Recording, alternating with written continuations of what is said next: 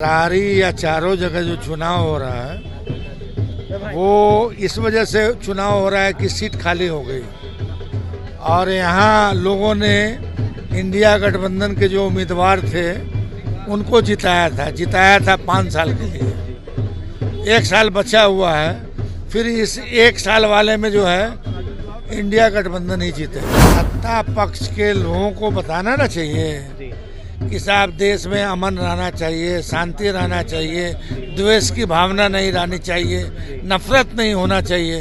तो ये तो सत्ताधारी, ये उल्टा हो रहा है। सत्ताधारी दल जो है नफरत, घृणा, द्वेष की राजनीति कर रहा है। राजद के वरिष्ठ नेता अब्दुल बारी सिद्दीकी है, इस वक्त हमारे साथ जुड़ेंगे, बात करेंगे। अब्दुल बारी जी, बिहार के 4 सीट पर उपचुनाव हो रहा है, तमाम अनेक जगहों का भ्रमण कर रहे हैं, आप तरारी पहुंचे हैं, क्या कहेंगे?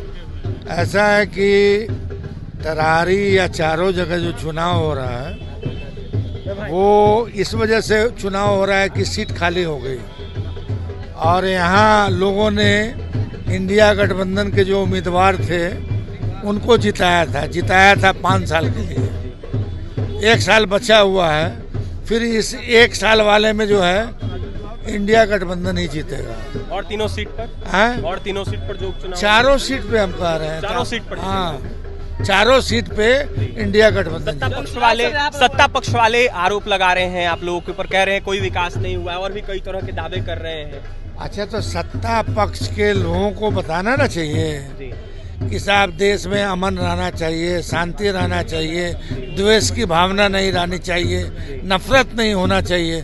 तो ये तो सत्ताधारी, ये उल्टा हो रहा है। सत्ताधारी दल जो है नफरत, घृणा, द्वेष की राजनीति कर रहा है, काटने बांटने की राजनीति कर रहा है। उसको इंडिया गठबंधन रोकेगी और उनका मंसूबा कामयाब नहीं होगा। प्रत्याशी से नाराजगी की बात हो रही है। साधने का काम कर रही है। जन सुराज भी कई मुस्लिम जगहों पर जो है, जहाँ पर वोट बैंक है वहाँ पर सभाएं कर रही है और साधने का काम कर रही है। ऐसा है ना कि रिजल्ट के बाद उनका इंटरव्यू कीजिएगा कि उनको कितना वोट आया। लड़ाई में कहीं से नहीं है बोलो। अरे भाई, आमने सामने की लड़ाई है इंडिया गठबंधन और एनडीए गठबंधन का। इंडिया गठबंधन का ये जीता हुआ सीट है।